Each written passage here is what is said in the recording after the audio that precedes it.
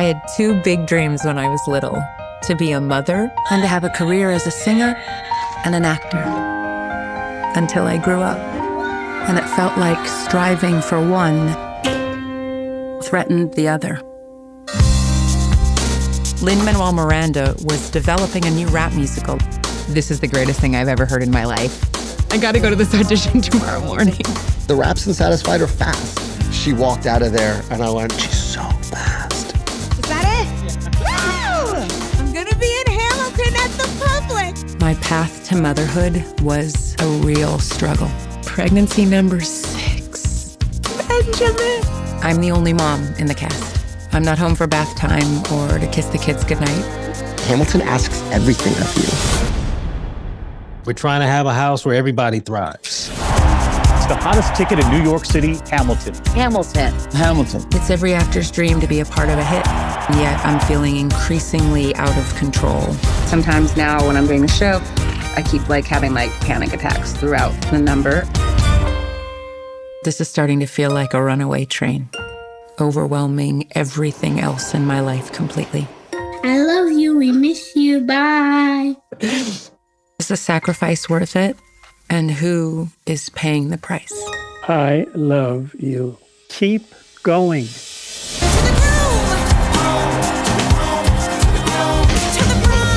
Here are some of my battles. How do I do this? Lost. I kept the secret for a number of weeks. I had to leave the show. And won.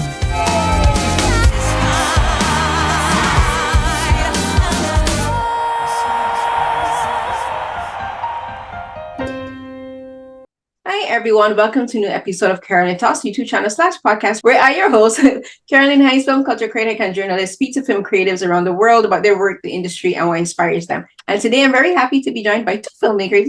I get two directors and producers, Melissa Haizlip and Chris Bolan, to talk about their new documentary, Satisfied, about the career of Renée Elise Goldsberry, who is a singer, actress, producer, writer, and everyone mostly knows her name for originating the role of Angelica Schuyler on the Broadway winning play Hamilton. But I knew Renée Elise Goldsberry from her time playing Evangeline on One Life to Live. So I'm very happy to be talking about this film that really gets into, I think, the psychology of being an actress, especially a Broadway actress in America, and in a play that just became this cultural phenomenon for a full 2-3 years. But before we do that, first of all, thank you so much, Chris and Melissa, for joining me today.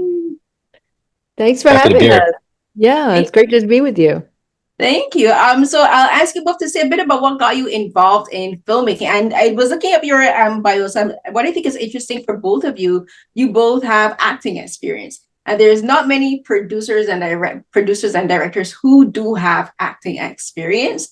They are, of course, actor-directors.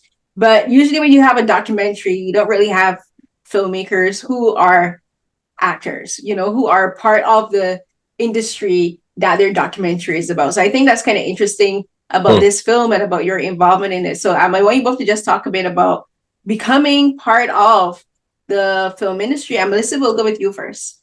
Sure. Well, thank you so much for having me and for Chris and to talk about this wonderful film. I do have an acting background. I started out my career in musical theater, being a dancer, singer, actress, and I was both on stage and screen. And I really enjoyed working on Broadway and touring the world and doing lots of musicals. That's really been my love, really more than anything. Mm-hmm. But I also, even while I was working on stage and screen, I was always fascinated by how things were put together, the larger picture, and not, as I moved away from just being a performer, I realized I was more interested in the making and the community of making a film, and to be able to express and help a vision be, made into reality, whether it was someone else's vision or my own. I was always really in love with the collaboration of that. And but I think storytelling is just part of the artist's way, whether you're telling someone else's story, embodying it as a dancer, an actress. It's very much the same, and the same kind of discipline, especially when it comes to filmmaking. So I did some film and television as an actress and was always interested in what was happening behind the camera. And then I started working on other people's films, and I always knew I had stories to tell as well. And I just love the nonfiction space and being able to tell stories through documentaries. So that kind of evolved, and now I focus mostly on documentary film and television. But I'm also a producer. I produce Broadway plays and musicals as well. And for you, Chris, what got you involved in the film industry? Yeah, I honestly, I just fell into it. I similarly have a background in acting, and I'm Canadian. Went to school at Sheridan College in Oakville, just outside of Toronto, and was acting, and moved to Vancouver and was doing film and TV and musical theater and Shakespeare and all those wonderful things out in Vancouver. And then I got an audition for Mamma Mia right after 9/11, and I got cast as the role of Sky in Mamma Mia. So that brought me to New York. And honestly, I thought I would just do the role for a couple of years and head back to Canada. But 25 years later, I'm still here. So I ended up going back to graduate school and doing my MFA at NYU, the Tisch School of Fine Arts for acting, the graduate acting program, and was doing, similarly to Melissa, film and TV and some classical theater and musical theater, everything that I could get my hands on down here in the US. And then I had this kind of light bulb moment when I went to visit my great aunts in Chicago, Illinois, in around 2009. I just finished graduate school. And they came out of the closet at age 88. And they had been living this lie, keeping a secret for over 70 years. And so at that moment, I was just compelled to tell their story.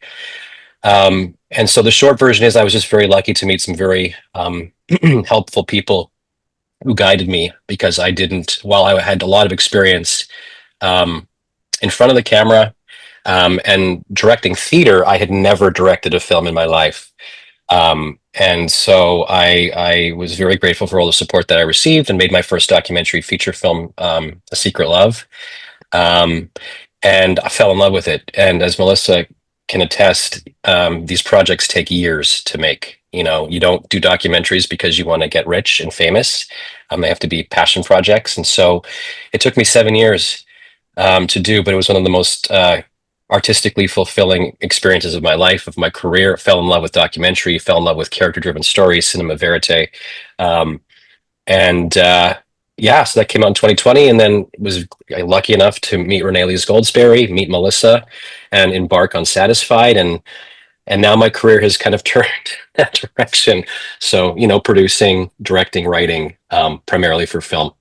Yeah, and I mean, looking at the synopsis for A Secret Love, this is a film about two women in a lesbian relationship in 1947, and like their years in a relationship. And this film, and I think all of the films that you guys have done with regards to documentary, is the thing about documentaries when you're doing about real people and people who are still alive, is that you are going into like sometimes the most painful aspects of their lives, like the most painful moments of their lives and of their entire family's lives. Is sometimes it's not just the main subject of the film. You're exposing something that affects their entire family. And like for a lot of people like they prefer to keep their secret stuff secret, and I want you both to talk about just learning to, as filmmakers, to how that goes about getting your subjects to reveal these extremely intense moments of their past and their history. Because in Satisfied, you do something with Renée that I was very appreciative of, and appreciative of her and the honesty in this film, because like the film just straight up begins talking about her family, about her struggles of infertility, of trying to get pregnant, and that's how you open the film. And I thought it was a really interesting place to be open to open the film, because people are going to think, oh, like this film is going to be, it's named Satisfied, which is after the song that she's most known for from In Hamilton. And most people watching the film, going into watching the film, would think that that's what the film is about, just the Hamilton production, and all the I would say all the excitement, all the Hollywood glitz and glamour and everything around that. But no, you guys get very detailed and very deep into like her past and the struggles that she had, and how her career was actually causing problems with her, you know, like because it's stress and she has all of this, all of these really intense emotions. So talk to me about beginning the film there and like and learning to be gentle with your subjects and like but still getting them to open up about these really intensely secret and painful moments of their lives. So you're gonna start, or yeah? Sure, I'll jump in. Yeah. I think what's very special about our film, first of all, Renée Elise Goldsberry is an extraordinary woman, an amazing mother, and a brilliant actress, singer, dancer, triple threat, all of the above. And she's also very open, and our film very much is about resilience, and as seen through Renée's journey to motherhood, with, of course, the story of the making of Hamilton. It's almost like a Trojan horse in the background, if you will, but very much in the foreground as well, obviously. But with Renée asking her to speak candidly about her painful journey to motherhood was a very delicate subject, but it was also something she was very passionate about. You know, years of trying, her pregnancies, some ended in grief and some ended in triumph. One ended in triumph. And it was really an emotional roller coaster for her. But I think what was really key was gaining her trust, Chris and I, and ensuring that we were telling her story the way she wanted it told, because she's very passionate about being a mother and about motherhood really encompassing who she is, you know, very much as a person. And so when you're dealing with someone who is alive, because like for one of my last films, Mr. Soul, Ellis Haizlip was deceased, but, you know, I'd known him very well, and speaking to so many people, I was able to build almost like a quilt together, threading all these different stories. But when you're working with someone who is very much here and present, has a future and a past and a very important career, plus a family that we're talking about, you know, you have to be very mindful of the narrative that you're sharing, and that she firmly believes that this is the story she wants to tell. So I think we always approach the story knowing that she was leading it, and no matter what we wanted to do artistically, we had to be true to her story and to be very candid and open with her in a sharing process about what she wanted to say, how she wanted to say it, how she felt she could include her children and speak for them, and also just being mindful that they are very young and, you know, they will look back on this story as well. So there are a lot of things to consider, but I think trust was the first one, and knowing that she felt secure that this was the story she wanted to tell. And when you're dealing with family, not just this extraordinary Hamilton family, but her personal family, you know, just being very mindful and respectful of all of those elements all the time.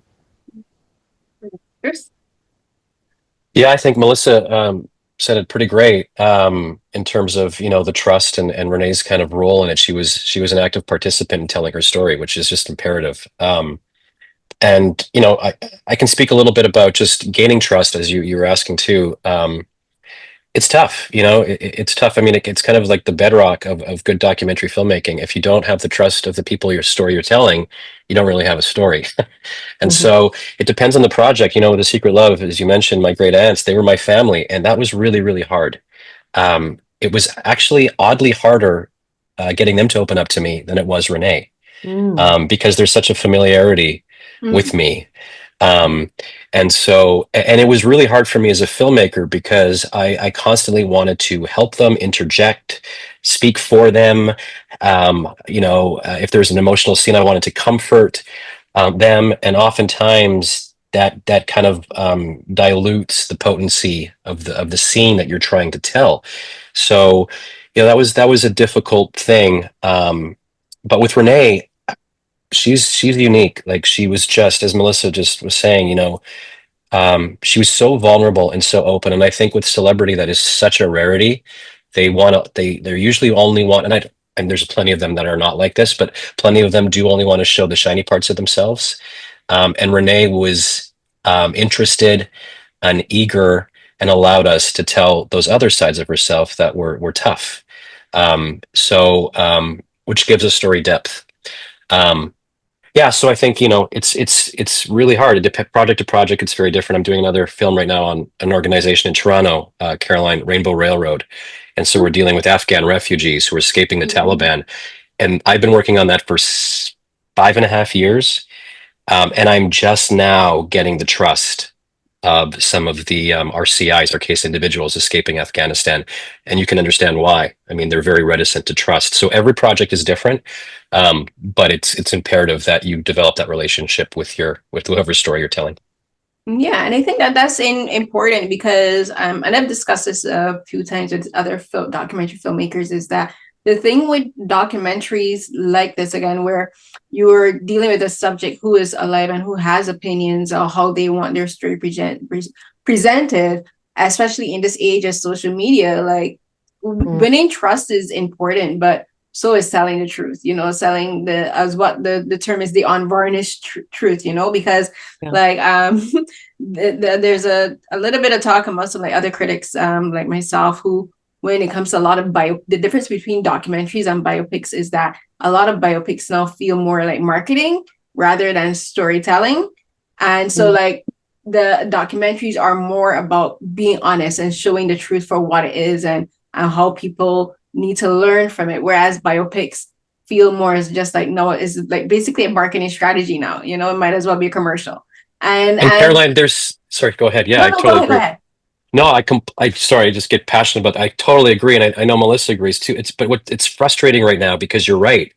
It's the shiny biopics and it's the millions of dollars and the ultra successful celebrity stories that are being told and are overshadowing the actual storytelling, which makes it hard for filmmakers like Melissa and I, who, don't have Taylor Swift stories to tell, but we're not passionate necessarily about that. We want to tell Renée Elise Goldsberry's story that has just as much, is just as important to tell, right? But because of the studio system right now and the way things are going, it's very hard to get these stories made. So I hope we keep telling them. And I'm glad that you guys, Caroline, you mentioned that with biopics about how it's always about the shiny thing. It needs to be about the truth, the vulnerability, honesty, all of those things, and not just a two-dimensional portrait of somebody. Yeah, and also, as you were talking about your other film, Chris, I was thinking about the landscape we're making films in right now is so uncertain in many ways. Yeah. I promise I wouldn't get political, but when you just think about... Don't ever be afraid to be political on my... No, but you know what I'm saying. I'm just saying that it's a tumultuous time for so many reasons in so many regions, not just America. And many rights are being taken away, and many, we're walking on eggshells, especially about women's rights and women's stories. So I'm just really happy that this film is coming out now, because it is not just an unvarnished look, but it's a very open and woman-centered and at the same time universal story. And the fact that she's speaking so openly from her heart and from her experience, without an agenda, and it's not an APK and it's not a super premium project. So it's really unique. And I think it really cuts through the noise and is rewarding and uplifting in the end, because in a time where we're really focused on freedom of speech and censorship issues and women's rights being taken away, this film kind of, as I said, cuts through all of that noise, and it's really a beacon of light. And I'm really happy that it is happening right now, because it does give us something to be proud about and to look forward to, and to encourage more stories like this to be told. No, I agree. And like Alex said, don't ever be afraid to be like political on my channel. I'm to me, because I see art is political. Like people always say, like art isn't meant to be political, separate the artist from the art. I'm like, but first of all, who the artist is does inform the art, but no matter what they say, like it will come through some way. And the thing with this film, one of the reasons that I really wanted to speak to you guys about, not only because like I have my sister and because my sister's like, you're doing this for me. Like my sister and I were fans of Renée before she ever did Hamilton, is that it is a documentary. And it is about her, and it is about her being honest. And she's talking about issues that affect women, but also particularly Black women and Black women in North America. She's talking about reproductive rights. She's talking there's sequences where she's talking about racism, where she just got applauded on a stage for playing this Tony Award winning role. She goes outside to get a taxi, and the same white people who are applauding her in the play came outside and snatched and basically got a taxi in front of her because again she's Black and these are white people. And like these are things that are very real, and they're like, and especially in New York. In New York, and the funny thing is I have seen that post from her on social media. So when I saw that in the film, I'm like, yeah, I remember when she posted this, because she was so upset. And like people on Twitter would be like Black people, especially on Twitter, like, imagine that you just got all of this applause, and the same people who are applauding you goes outside and is like, oh, well, we only appreciate you on the stage. We don't appreciate you as a real person, because they could have said, oh, wait, you were waiting for the taxi. You take the taxi because by rights you were here first. Nope, we'll take the taxi, right? And that shows you how the operating is. And I brought that up and I mentioned the biopics because not only are the biopics functioning very much as marketing, for these for these celebrities, but again, most of them are, again, as you mentioned, Chris, are the more extreme, high profile celebrities, and it's the more high profile celebrities playing already well known people in the arts, and there are people who, and the thing that I was paying attention to, a lot of these biopics are about people who already have biopics about them. Like, why do we need another Bob Dylan biopic when there's like 5 already in existence, and like that's intentional. That's Hollywood being very much about projecting a narrative, and the reason I love a film like this, not because it's about Renée, is like the thing with, there aren't that many documentaries about Black women in Hollywood and in film and in Broadway, and then when you look at the biopics that have been done about Black women in Hollywood and Broadway, there's problems with it. I'll name the one about Nina Simone. They did blackface. And I'm like, why would you do blackface for a Nina Simone biopic when Nina Simone's entire identity as a performer was about Black politics? Why would you do that? Right? So like you have a film like this that is very much giving the subject her own voice, being as open and as honest as about it. And that was a very long answer, but that was one of the main reasons I wanted to talk to you guys, because like I appreciate how like this film is, as you said, Melissa, is about Renée being as open as she wants to be, giving her that space to say what she needs to say before somebody else comes in and writes their own version of the story that they want, and she's like, I'm going to do this first so that no one else can step in and try to write a story about me that they didn't even consult me about, so I want to talk about that a bit, about working with Renée with this film, like how the film came to be in the beginning, because yes, it talks about Hamilton, but it goes through her career. Like she talks about being the last performer on Rent, like she talks about all of these different aspects of her career, but talk about how this film just came to be and getting Renée involved. Did she pitch the documentary to someone and you guys stepped in, or was this one of your own ideas? I want to make a film about Renée. How did it happen? I can start, and then Melissa can piggyback off of that. It was kind of crazy. So it was COVID 2020. We're all locked down into our houses watching Netflix, we were teaching. We're just trying to find things to do and get out of the house, right? So I know this is really strange, but there's a tap class being taught on my front yard on these wooden boards, right? And Kelly O'Hara, who is one of the executive producers on Satisfied, who's also a Tony Award-winning actress and incredible talent, is my son's godmother. And so she brought over her daughter to take this tap class. And Renée had just moved to the area that we live in. We're just north of Manhattan. Because everyone was leaving the city to get out into the burbs, so we get out away from COVID. And so Renée just happened to come over to my house, and funnily enough, I just had finished watching Altered Carbon, I think it was, on Netflix, some kind of random show, Caroline, that I actually just started binging, and Renée was on it. You watched it? My sister and I watched every episode. They have 2 seasons. It had Dashin Leckman on it, and it was great. And I was like disappointed they didn't get a 3rd season because I felt like they should have done a proper wrap up with the art. Anyway, don't let me get started. I loved it. I loved it. Her and her, like, she was this warrior. I mean, I don't need to tell you, she was great. So and of course I knew her from Hamilton, but I came out and I had just finished watching that. So there she was there. And she was talking to Kelly, and she was kind of, as the kids were tap dancing, and she was just kind of lamenting to Kelly that she had all this great behind the scenes archival footage that she had wished she had done something with, because you have to remember that Hamilton was just about to be launched on Disney Plus. So had this been a non-COVID year, it would have had this big glitzy red carpet premiere, Hollywood stars everywhere, it would have been huge, right? But they couldn't do that. So it went directly to Disney Plus. So it was about to launch on Disney Plus, and she had all this behind the scenes footage. And she told Kelly, she said, I wish I'd done something, but I didn't. So I'm just going to put it all on social media and just dump it all on there. And Kelly was like, well, maybe you should do something with it. And they had a conversation.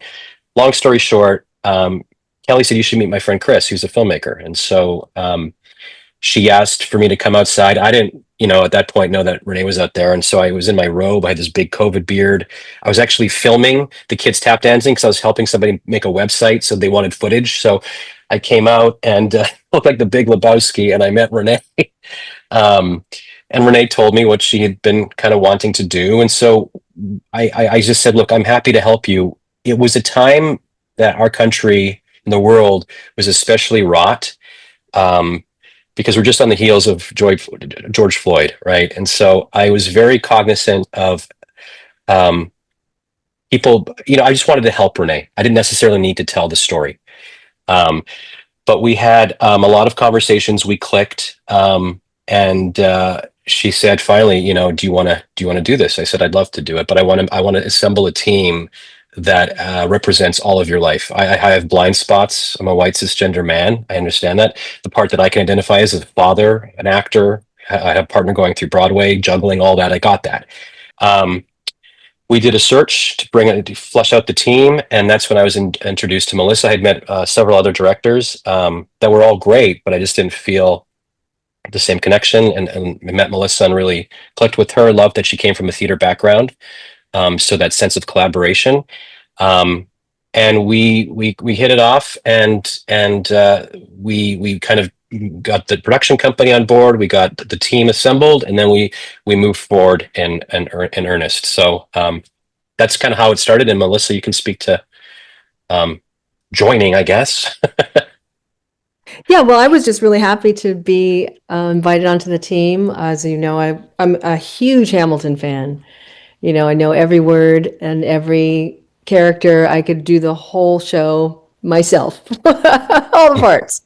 And so, I've always loved Renee. I've known her from different shows as well. So it was just a thrill to be able to combine my two loves of film directing and producing, and Broadway producing, and also being so well versed in the Hamilverse that it was sort of a no-brainer for me. So it was just really, really exciting to join the team and to be able to bring this story to light. Because I think it takes, it's a collaborative effort. Art is always a collaboration. And so it was just really exciting to be on a team that could tell this story, to dive into the Hamilton, but also to dive into her personal story, and to ensure that her voice was being heard. And that's really important as well for me, as a Black woman, to help elevate women's stories, Black women specifically, but also all women together. And so there's a thread in all of my work that elevates and amplifies those voices.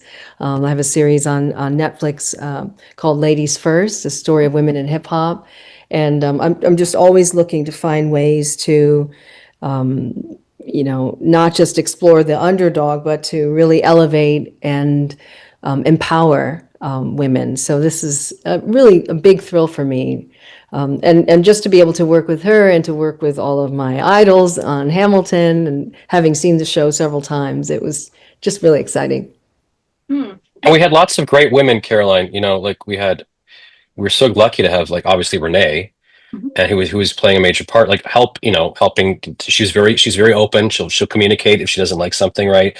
And then we had Kelly, and then we had Audrey McDonald, and we had Melissa, and then our editorial team were both women, right? So we had this really nice group of strong women to help tell Renee's story.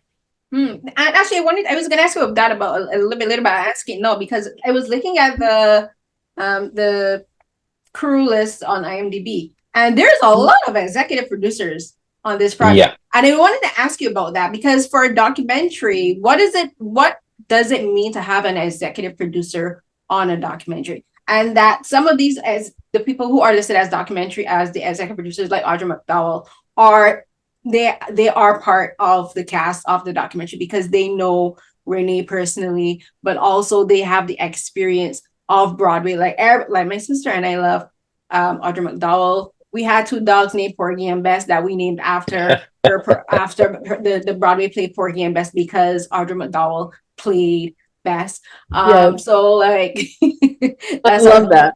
That's Porgy and Bess, like, anyway, but I was looking at the executive producer list, and it was like, I was very curious about that, like, what does it mean to be an executive producer on a documentary, but one on a film like this? So could you explain that just for me, just so I can get a better understanding of how that works, and how being an EP and producer on a documentary might differ versus like a fictional dramatic film, for example? Well, we did have a lot of executive producers, as you noticed.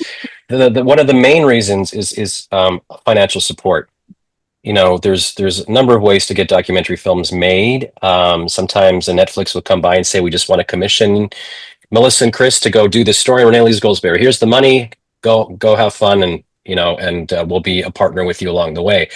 But we decided, the production company, Stick Figure Productions, it was a kind of a group decision to try to raise the money independently, because when you do that, you have greater creative control over the story you're trying to tell. The minute a big studio is coming in paying for it, there's a lot of oversight that they have, and they're funding it, right? And so we wanted to maintain the creative control.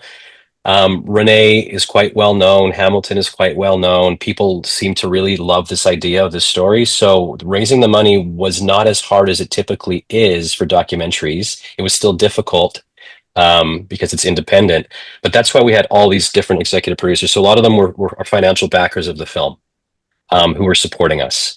And so that's why you see so many, because we needed a lot of support. We did it for over the course of 4 or 5 years. So that's part of the answer. And Melissa, you can talk about the other. Sure. Just chiming in with our, we also have sometimes you have executive producers who are creative producers who are coming on to be creative, such as Amblin Documentaries. And so the Amblin team are also named as EPs on the film. They may not have contributed financially, but they are, taking on more of a partnership with the production company as well. So it really depends, and it differs, it varies, really depending on how long the team has come on, because Amblin came on towards the end, whereas we'd been working on the film for many years, with the team being, the lead executive producers starting the project from Stick Figure. And then when we go to the people who are funding, and they come on as funders and EPs, et cetera. So it really depends on the phase of the film and the intentionality around the partnership with the people.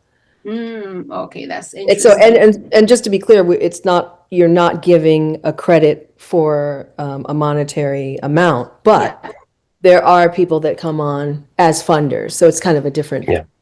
Yeah, no, I understand, especially because, again, there's not many documentaries like this about people in the arts field, it's particularly Black women in the arts. So I completely understand. And in talking about that, Melissa, I want you to talk about just a bit about having the experience of being your musical performance background, especially on Broadway, and how that helped you to relate to Renée and get those elements of her story into the film. Because she also acted on screen, as both of you have done. I mentioned before One Life to Live, but like I think I had to read it again. I was like, yeah, I do remember she was on Ally McBeal. She was one of the backup singers that was routinely appear on Ally McBeal, and I distinctly remember her wearing like these sequin dresses, and she like popping it out. And then they pop back up, because that show was bonkers, but I loved it. I loved it. The dancing baby. Right? Like, we need more TV like that. We don't have any more like Ally McBeal and Boston Legal TV anymore. Oh, I love Boston Legal. Yeah, me too. It was great. That just took me all the way back. Yeah. Great times, right? Yeah. TV has changed. But I want you to talk a bit about just the musical elements of the film and how the music plays a role in the film, because she also sings some of the music for the soundtrack of the film, because I looked up and she has an album that she released this year. And so like those are some of the soundtracks. But how did having that musical background yourself, as well as the experience of producing films and miniseries about musicians, help you just like break down the how to structure the film with regards to the music elements? You know, it's a big part of Sure. Hamilton, but I really appreciated how you guys went into the workshop process of Hamilton and how she was so scared of not getting the role, because she could build the character from the ground up, but that doesn't mean that she was going to make it to the actual Broadway production itself, you know. And like, I love that you guys went into how scared she was of not getting this role and the emotion that put on her. Like she was so insecure, she doubted herself, you know, and she was hurt, you know, like she was like, oh wait, so it's coming here, but I'm not cast. Wow. And like that, she shows how hurt she was. She was like, there was a sense of betrayal. Like I did all of this groundwork and you guys can't even give me like a fair chance at the starting line. So I want you guys, I want you to, Melissa, you first can talk a bit about just your experience and like working with Renée to bring that aspect to the film. Yeah, well, one of the things we wanted to do is include all audiences, and we knew that there are many things that would pull people into the story. We knew there was the Broadway audience, and then there's a Hamilton audience, and then there's the woman audience, and there are so many ways to make this sort of, to pull out these universal threads in the story.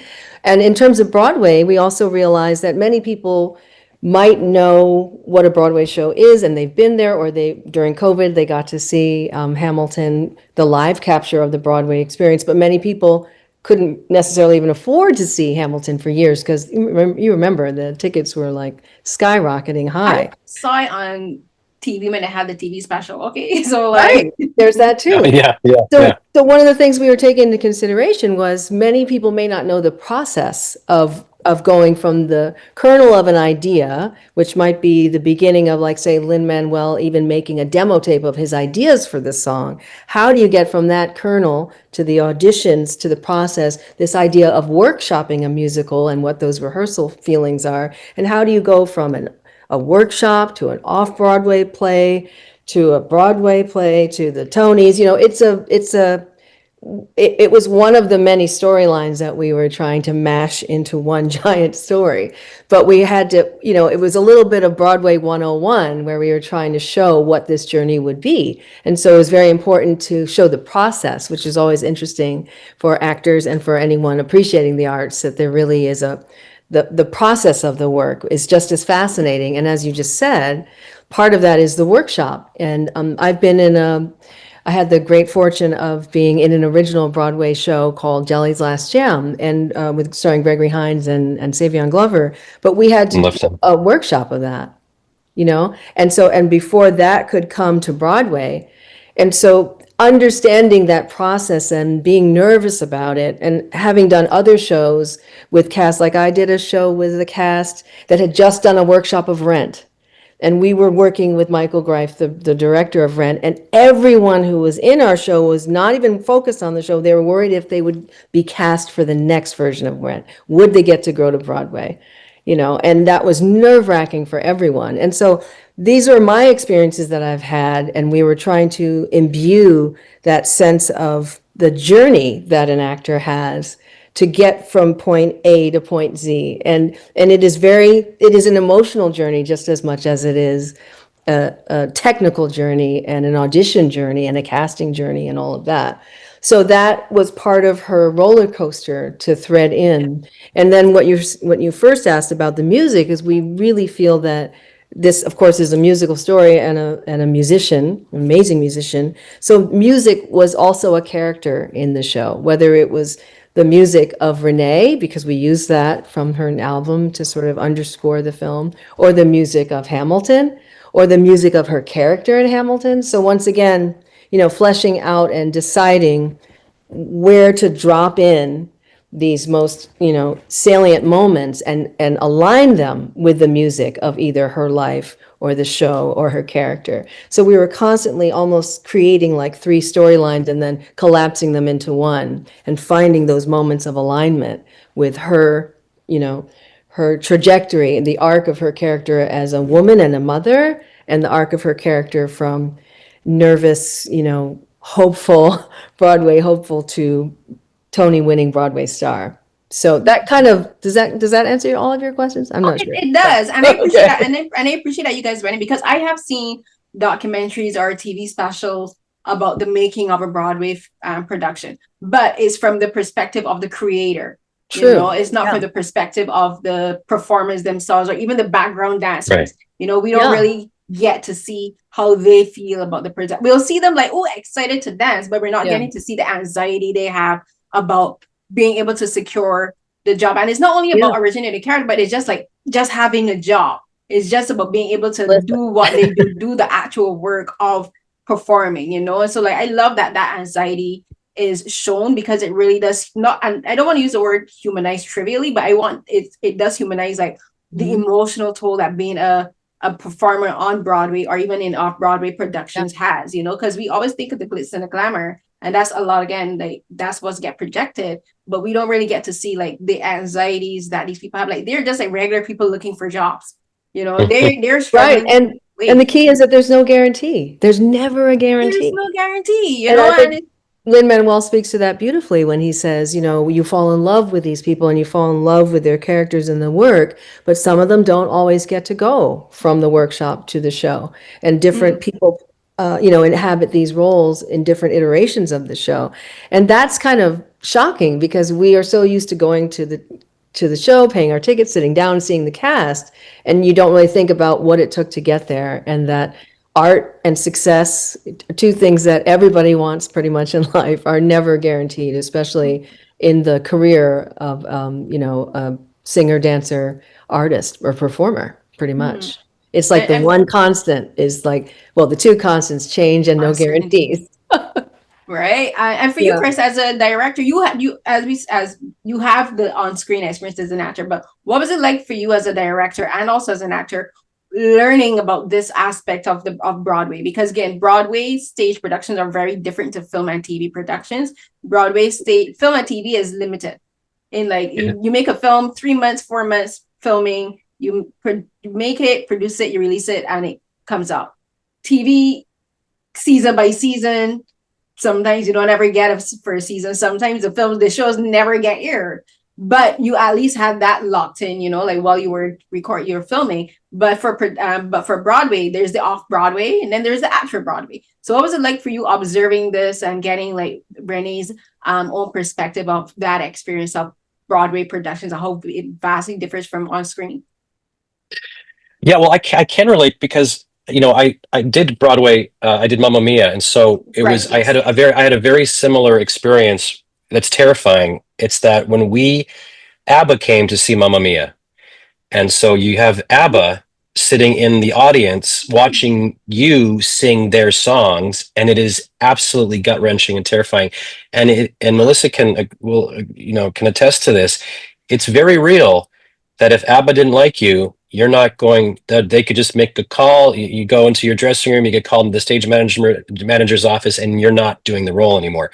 Cameron McIntosh, who does Les Mis or Phantom of the Opera, or it happened all the time. People would be doing Les Mis, they get a call into the stage manager's office. At the end of the show, they're no longer doing the role, right? So I get that feeling that we are all replaceable, because we are, unfortunately, and there are so many talented people out there that can do that. So, that's a fear that we all live with as actors. So that very much resonated with me. What was really great for me was to hear people open up about it and speak honestly. But I used to look at these people like Audra or Kelly or Renee or, Kristen Chenoweth or Brian Stokes Mitchell or whatever, all these great Broadway performers, and think they were just impenetrable to nerves, or that they just went up there and they were just never got scared, never had imposter syndrome, never were insecure.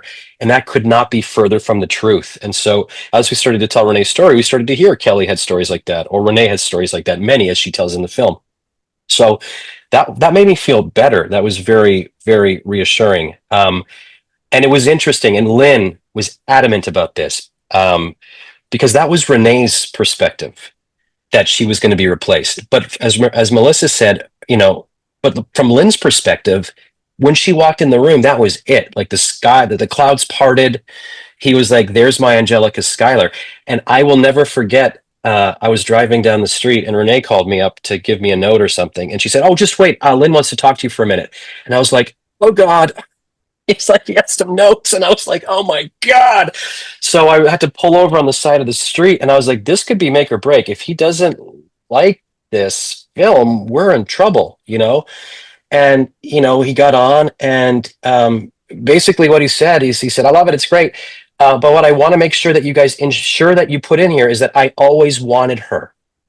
Like when I saw her, I knew I wanted her." And you see that in his interview, right? He said, the moment she walked in, I wanted her. So it's this weird thing, your perception versus the reality of it. As a performer, you always think you're going to be replaced, but Lynn absolutely adored her. So that's that whole kind of dance that we do. It's not everyone gets to see that, and I'm glad that we were able to shed a light on that part of the imposter syndrome.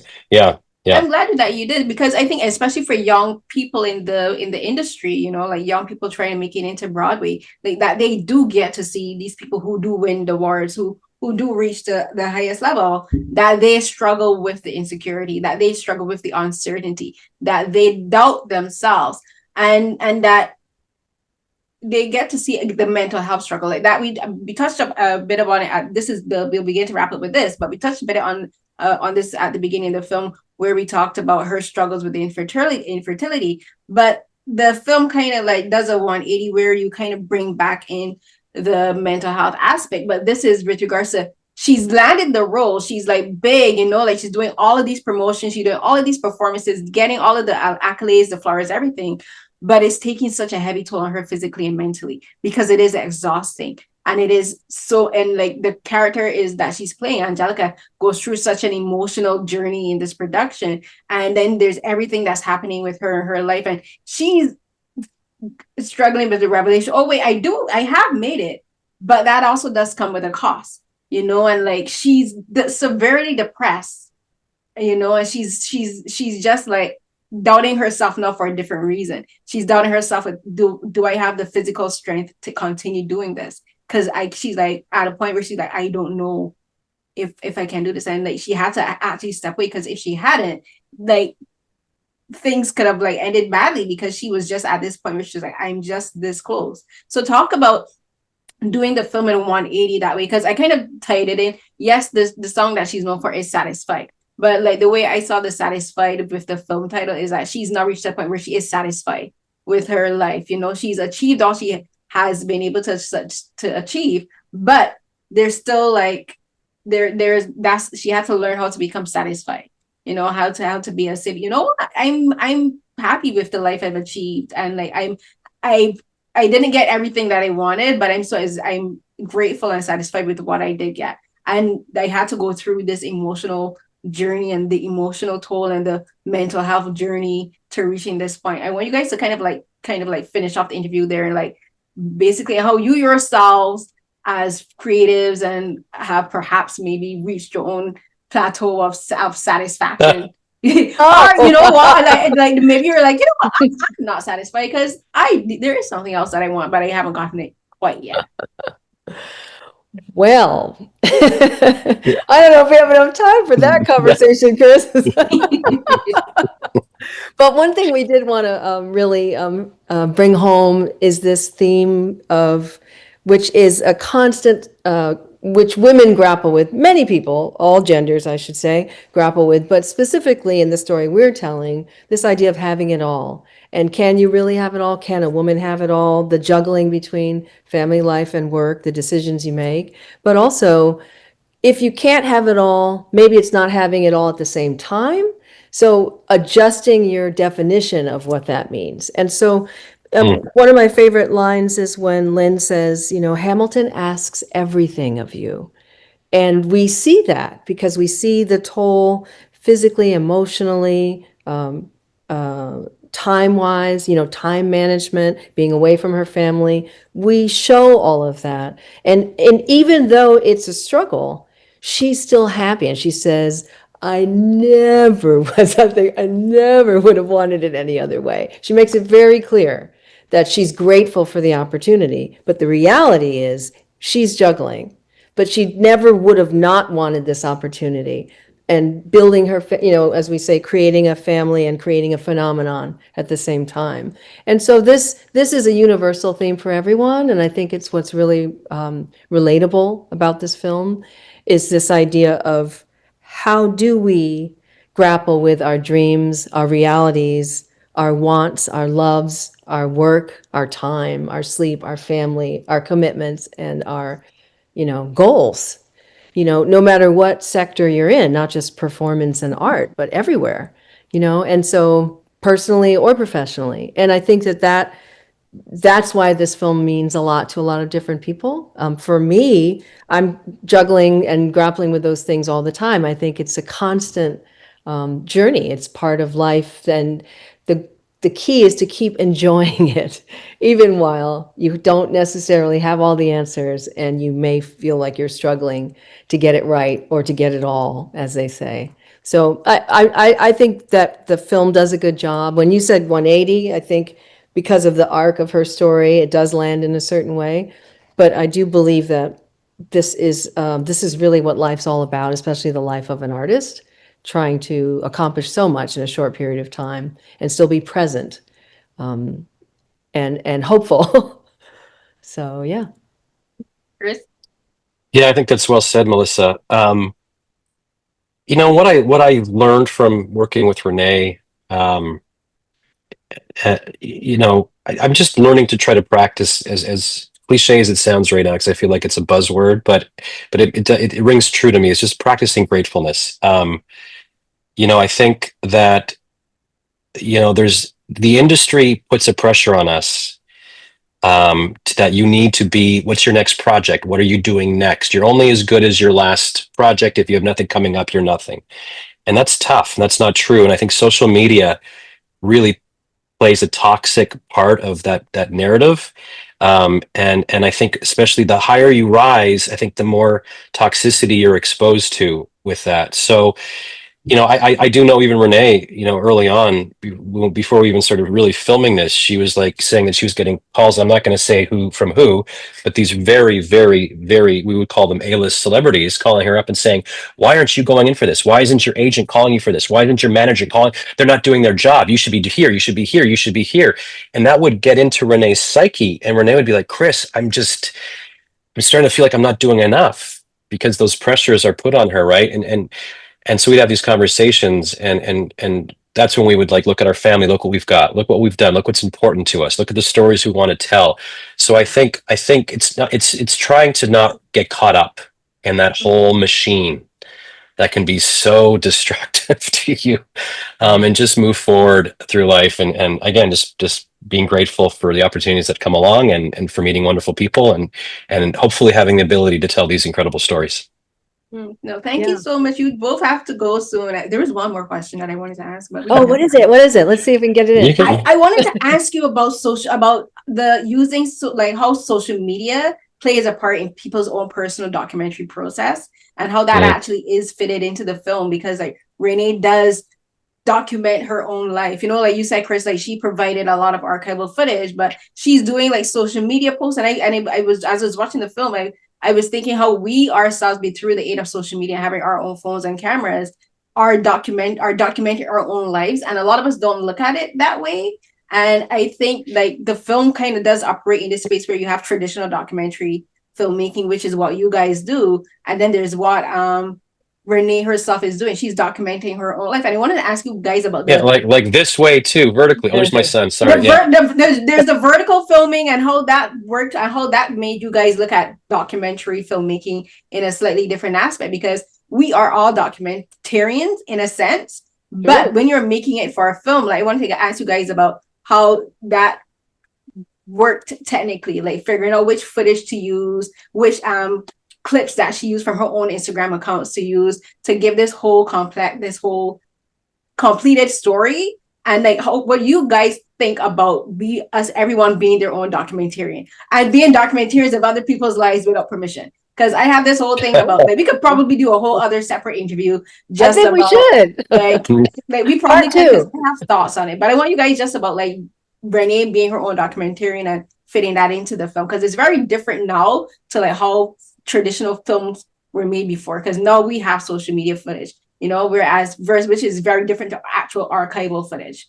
Yeah. Can I just clarify one thing, and Chris will agree, I'm sure, is that a lot of the footage that we have that was Renée's first, she hadn't posted it yet. So it wasn't social media footage. It was actually just footage that was on her phone. That she just never published. Yeah, yeah. So even now she's doing a series of posting some of the things that were in the film and clips that we actually have used in the film. But initially, it was just part of her own sort of documenting her feelings, sort of like a diary where she was expressing herself, and she didn't initially plan to do it for social media. I think I remember Chris, she said she wanted to have these things for her children, and she wanted to be able to tell future generations what her life was like, but it really wasn't supposed to be for social media first. And so that's why when we looked at it, we were like, no, don't dump it yet. Let's take a look at it. Yeah, right. Because we can actually use this to help tell your story, because you were being so open and so, unguarded at the time when you were filming yourself. It just so happens that now she has posted many of those clips. She's kind of showing some clips that are actually in the film, but initially they were not made for social media. Yeah. And so we had this sort of embarrassment of riches because she had so much documentation, as did many of the cast as well. We asked them too, can you go through your early days, 2016 and before, and share some of the things that you maybe you were filming in the rehearsal space, or maybe you were filming each other, things that we would love to see that will fill out the story from your perspective, because it was that fresh, never before seen sort of insider behind the scenes look that we were going for, just to be really authentic. And that, I think inherently, just this makes it very authentic, and the fact that, early on with the conversations, we were just kind of all lamenting the fact that she didn't turn her phone this way, sideways. We were like, how can you be in the business as long as you were? But it's because she wasn't really thinking about it. She was just doing these video journals, right? These diaries.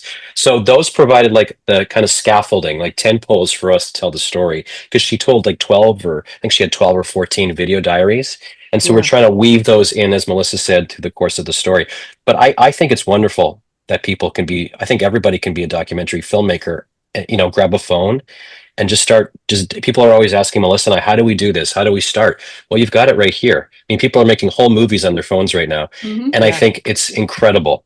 And I don't think you need millions and millions of dollars to do that, as long as you're telling good stories.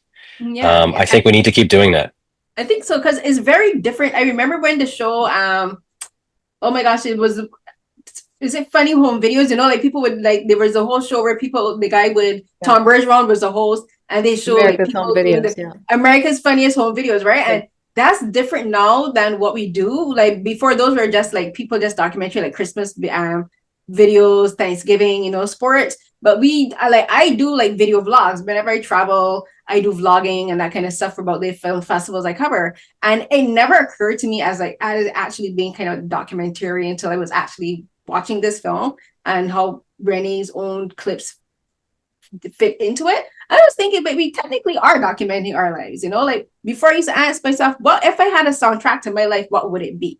But this made me think, oh wait, I should come up with a soundtrack to my life, because I do have a film of my life on my Instagram account, right? And there were times when we were less busy, when we would journal. I journaled for many years since I was a child, but now if I want to remember where I was or what I was thinking, I actually go to my photos.